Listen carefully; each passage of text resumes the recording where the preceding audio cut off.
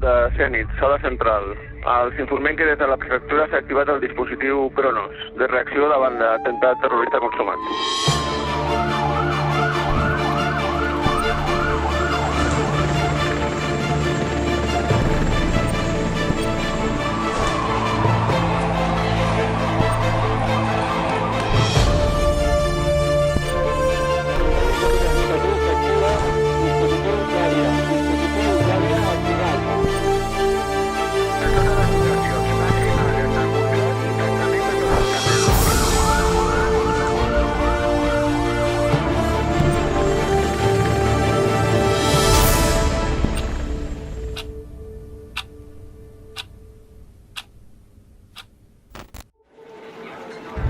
Atenció, vehicle baixant per la Rambla! S'estan duent a la gent! Un cotxe han vestit la gent al mig de la Rambla. Gent corrent, Rambla baix. Gent ferida, carrer Carme. 080, el Dragó 610, el DIN, ambulància a la Rambla, el DIN, ambulància. Jo vaig escoltar uns crits i ja vaig veure passar la furgoneta que baixava pel troncal de Rambles. A la primera dècima de segon ja estava clar que allò era un atemptat terrorista, no hi havia cap dubte. El primer que vam fer va ser córrer darrere de la furgoneta. Vaig informar per l'emissora, atropellament massiu a Rambles. I quan arribem a la Rambla, una altra dimensió. Apareixes allà, enmig del caos, cadàvers al terra, molta sang. Et pares allà i dius, vale, està la furgoneta aquí, però clar, què pot passar a partir d'aquí? Pot ser que hi hagi explosius a dintre. I sí que comences a pensar, perquè en un primer moment tu veus víctimes, veus sangs, veus morts, però no ets conscient del que estàs veient. Quan arribes i seus és quan comences a ser conscient de tot el que ha passat.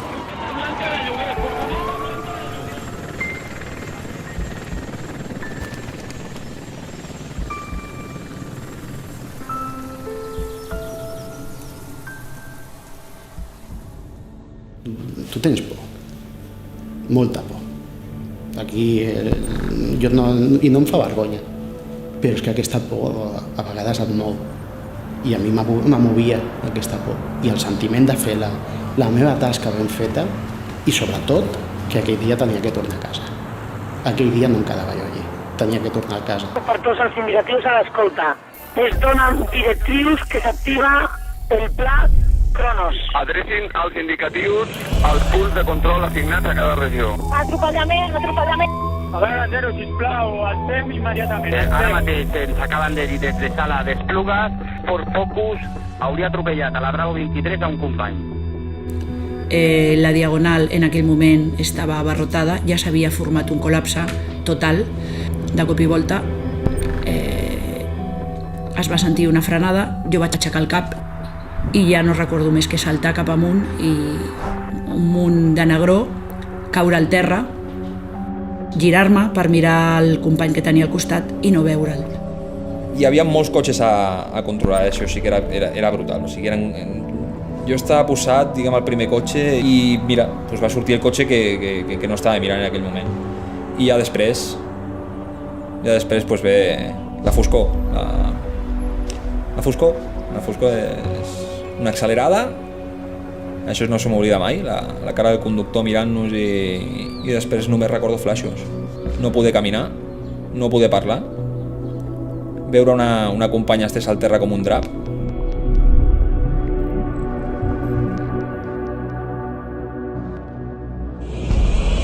Del 412, atemptat, al port de Cambrils, gent ferida, sisplau. Hi ha hagut tiroteig. Sí, informa, exacte. A on? Sentint a la companya que estava al punt del nàutic demanant ajuda, demanant, sisplau, que vingués algú que havien patit un atemptat i que havia una gent ferida. La companya, quan comunica, ho diu d'una manera molt, molt clara. Informa, són paraules que no oblides mai, et queden gravades al cap. Informa de l'atropellament, diu que és atemptat, que han fet ús de les armes de foc. La informació va ser exacta.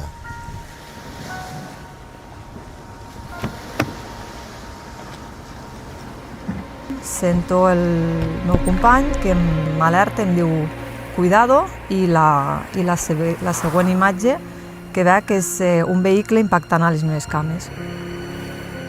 Quan es va fer difusió de la fotografia del presumpte conductor de la furgoneta que va realitzar els atropellaments, una persona de la població propera a Subirats va alertar que hi havia un individu sospitós que li semblava que podia ser la persona, cosa que va resultar que així va ser. Val, prioritat aquí, a la depuradora, cinturó explosiu. Vam rebre l'avís que havíem vist un nou possible sospitós, un de tants avisos. Vam sortir del vehicle, vam caminar tan sols 5 metres i d'uns 30-40 metres va sortir una persona. Es va alçar la camisa ensenyant el que era un cinturó explosiu. No hi havia dubte. Va començar a cridar a l'Allahu Akbar, va començar a córrer cap a nosaltres. I tot va ser segurament molt ràpid per la resta de companys, però ja et dic, per nosaltres va ser algo etern, va ser etern. El vam veure, li vam donar l'alto i realment puc dir que ningú està preparat per això. I treure l'arma i apuntar una persona, o sigui, apuntar aquella persona i veure que aquella persona et fa cas, va per tu, t'ensenya uns cinturons explosius, ve directe cap a tu i saps que aquella persona no pararà fins que acabi amb la teva vida, no? La teva vida i les vides que puguin vindre després. Els moments de tensió que vam viure i que sol sabem els TEDx, per sort o per desgràcia, quan t'apropes a un artefacte que saps que pot esclatar, aquí som conscients que la primera errada pot ser l'última. Em van demostrar, tots els que formen part d'aquest cos, una valentia i una professionalitat que va més enllà del que li pertoca. Necessitem serveis d'emergència urgents, serveis d'emergència urgents, s'ha rebut? Hi ha hagut una explosió i tindríem alguns ferits, som companys o bombers. La nit abans havia hagut una explosió de gas, en principi era de gas, ningú sabia massa bé què és el que havia passat. Ens van dir que anéssim allí per a fer el cordó policial i fer el relleu als companys del matí. Va haver-hi una segona explosió en la que ens va afectar a nosaltres. Sense una detonació molt forta i jo recordo de mirar al cel tota una boira de pols. No hi sents de les oïdes i que tens companys ferits al terra estirats i que comencen a caure pedres de tots els tamanys. Tenim algun company greu. Tindríem uns 1, 2, 3, 4, 5 persones ferides. Jo crec que la gent es va sentir molt implicada, o sigui, molt directament afectada, no? Ens havien atacat d'alguna manera a casa, ens sentíem responsables de donar resposta, ens sentíem amb l'obligació, no? de defensar el que tenim. No? Era una mica, ens ataquen, hosti, som la policia, ens hem de posar tots fins al coll i hem de treure-ho endavant. En aquesta gran crisi, la gestió de la comunicació va ser fruit d'una estratègia prèvia dissenyada per la cap de l'àrea de comunicació, basada en 2 pilars bàsics.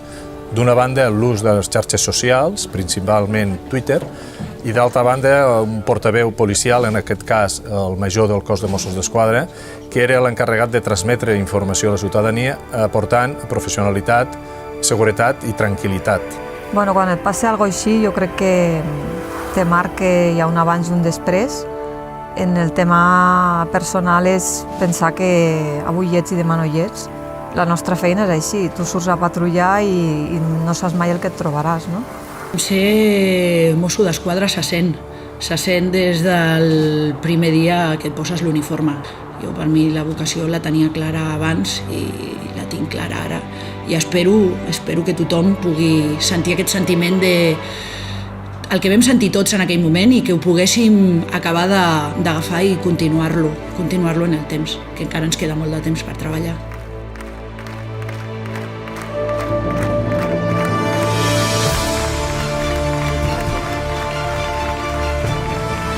no tenim por, perquè ens sentim protegits pels nostres cossos i forces de seguretat, i confortats, i també orgullosos, de la ràpida resposta dels equips d'emergència, treballadores i treballadors públics, que ha permès que es puguin salvar vides arriscant en molts casos la prova.